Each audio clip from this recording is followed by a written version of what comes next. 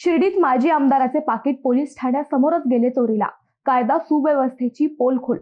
शिर्डी येथे राष्ट्रवादी काँग्रेस अजित पवार गट आयोजित मंगल कलश यात्रेदरम्यान बुधवारी एक धक्कादायक घटना घडली.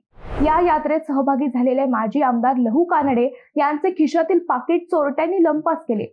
विशेष म्हणजे ही घटना पोलीस ठाण्यासमोरच घडली, ज्यामुळे कायदा आणि सुव्यवस्थेच्या स्थितीवर प्रश्नचिन्ह निर्माण झाले आहे.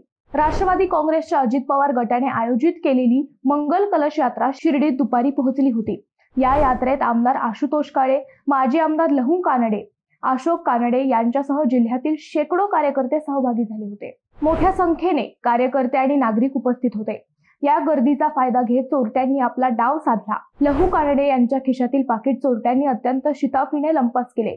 काही वेळाने ही घटना कानडे यांच्या लक्षात आल्यानंतर त्यांनी तातडीने कार्यकर्त्यांसह शिर्डी पोलीस ठाण्यात धाव घेतली आणि चोरीची फिर्याद नोंदवली. या चोरीच्या घटनेने स्थानिक प्रशासन आणि पोलीस यंत्रणेच्या सतर्कतेवरही प्रश्न उपस्थित केले गेले. लहू कानडे यांनी तातडीने शिर्डीत पोलीस ठाण्यात फिर्याद दाखल केली असून पोलिसांनी तपास सुरू केला आहे. या घटनेमुळे चोरट्यांना पोलिसांचा धाक राहिला नसल्याची चर्चा सर्वत्र सुरू झाली आहे.